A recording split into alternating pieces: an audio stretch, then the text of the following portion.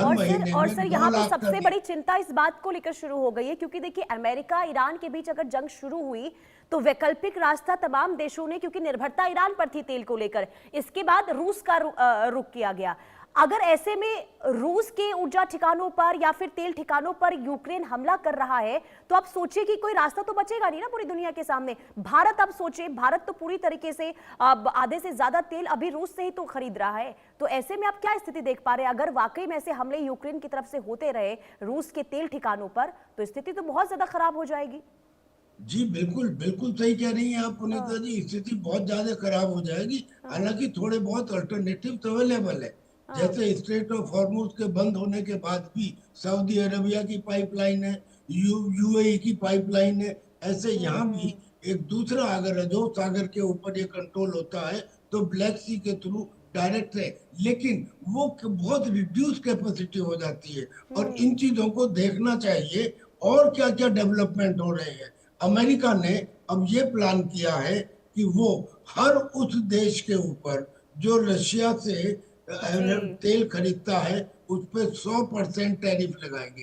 ये बिल हम्म। आने वाला है। अब मान लीजिए अगर ये हो जाता है तो एक तो रशिया की वैसे कैपेसिटी कम, और इंडिया के ऊपर इसका असर यूं पड़ेगा कि ईरान से हम खरीद नहीं सकते स्ट्रेट ऑफ हॉर्मुज बंद होने की वजह से और सैंक्शन लगने की वजह से। और रशिया से भी, क्योंकि सैंक्शन हटने के बाद भी हम खरीद रहे थे, लेकिन हम्म। अगर ये आवाजाही बंद हो जाती है तो हम रशिया से भी नहीं खरीद सकते। तो हम्म। हालांकि हिंदुस्तान 40 कंट्रीज से तेल खरीदता है, खाली एक दो से नहीं। हमारे बहुत सारे ऑल्टरनेटिव्स हैं, हम कुछ ना कुछ रास्ता निकाल तो लेंगे, हम्म। लेकिन डिफिकल्टीज आती हैं। हम्म। और एक एग्जिस्टिंग सिचुएशन के अंदर एकदम किसी दूसरे के ऊपर शिफ्ट करने में समय भी लगता है। और जो दूसरे ऑल्टरनेटिव्स हैं उनका डिस्टेंस ज्यादा है, उसके अंदर ऑयल की प्राइस भी ज्यादा है, उसके अंदर ऑयल में जो क्रूड ऑयल है उसमें सल्फर कंटेंट ज्यादा है, यानी कि हम्म। उसके डिस्टिलेशन पे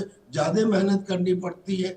तो कुल मिला के ये डिफिकल्टीज आएंगी। और ये हम्म। नेचुरली भारत के लिए और कंट्रीज के लिए भी एक हम्म। डिफिकल्ट सिचुएशन है। इसलिए पूरी दुनिया को मिलके ये कोशिश करनी बिल्कुल। और चाहिए। देखिए, आप जो सर बिल की बात कर रहे हैं जो अमेरिका लेकर आया है, देखिए पहले तो अमेरिका की पूरी कोशिश थी कि 500% टैरिफ जो है वो लगाया जाए, लेकिन फिर बाद में 100% टैरिफ लगाने को लेकर बिल पास हुआ है। लेकिन ये इसे लेकर मैं आपसे समझना चाहूंगी, क्या ये जो बिल है, क्योंकि सत्ता पक्ष और विपक्ष दोनों का ही समर्थन मिल गया है, तो क्या आसानी से ये बिल पास हो जाएगा क्या?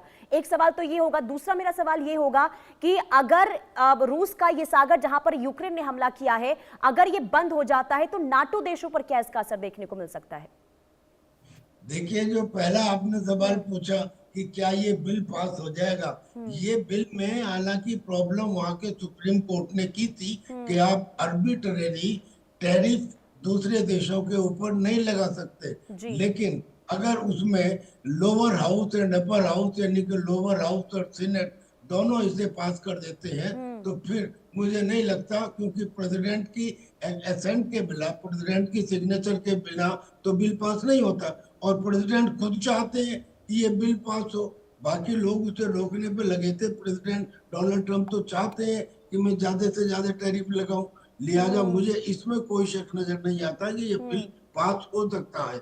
और अगर ये बिल पास हो जाता है तो हम्म। ये हिंदुस्तान के लिए और बाकी कंट्रीज के लिए भी एक बड़ा बहुत बड़ा चैलेंज है। हमें अपने सोर्सेज शिफ्ट करने पड़ेंगे। तो हम्म। एक तो ये बात है कि ये एक आने वाला खतरा है। उस खतरे के एग्जीक्यूट होने से पहले हमें अपने ऑल्टरनेटिव ढूंढ लेने चाहिए। हम्म। दूसरे, आपने कहा कि अगर अजोर सागर में जो हम्म। कैच स्ट्रेट है, जी।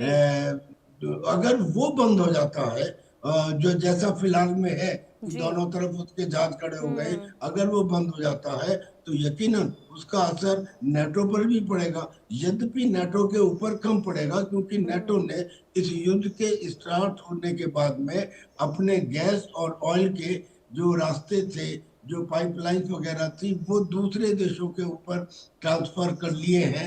रशिया के ऊपर उनकी डिपेंडेंस लगातार कम होती जा रही है।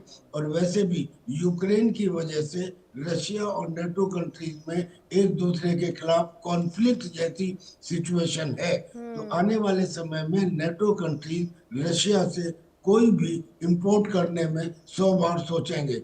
मीन्स कि नेटो के ऊपर इसका असर होगा तो सही, लेकिन बहुत मामूली होगा। लेकिन ये जो लगातार, क्योंकि यूक्रेन देखिए हमने कितने सालों से ये जंग चली आ रही है, तकरीबन सोचे कि 5 साल ही होने को है, और रुक रुक कर लगातार हमले यूक्रेन भी कर रहा है, रूस भी कर रहा है। लेकिन अब जब यूक्रेन ने अपनी रणनीति में बदलाव किया है, और खास करके सबसे ज्यादा हैरानी इस बात की होती है कि आखिर इतने लंबे समय तक यूक्रेन इस जंग में टिका रहा और रूस के सामने चुनौती बनाता रहा, अब आगे ये परिस्थितियां किस ओर जाती हुई दिखाई दे रही? क्या वाकई में ऐसा लग रहा है कि इस जंग का अंत हो भी पाएगा, या फिर और भी ज्यादा विध्वंसक रूप ये जंग लेती हुई नजर आ रही है सर? देखिए, तानाशाह कभी हारते नहीं है। हाँ। या तो वो जीतते हैं या वो मरते हैं। यानी कि रशिया को ये उम्मीद करना कि यूक्रेन हरा लेगा, और ये कहाँ है? ये तो दुनिया को बताया जा रहा है कि रशिया और यूक्रेन में युद्ध चल रहा है। कहाँ चल रहा है जी? ये तो 31 जो नेटो की कंट्रीज हैं वो रशिया के साथ लड़ रही है। पिछले 5 साल से लगातार करीब करीब जो 31 कंट्रीज हैं वो रशिया के साथ लड़ रही हैं, और 31 कंट्रीज होने के बाद भी अब तक रशिया को हरा नहीं पाई है। और उसका कारण सीधा ये है कि पूरे यूरोप की अगर आबादी देखो करीब 65 करोड़ है, और रशिया की करीब 15 करोड़ है। वो 65 करोड़ लोग इस 15 करोड़ लोगों से डरते हैं। यानी कि अगर अब ये सिचुएशन बिगड़ती ठीक है है तो सर, यानी अब कि देखिए ये अभी जो लड़ाई स्थिति देखने को मिलती रही है वो आगे भी इसी तरीके से चलती रहेगी। सर, बहुत माफी के साथ आपको यहाँ पे रोकना चाहूंगी, समय फिलहाल इतनी की इजाजत देता है। बहुत शुक्रिया।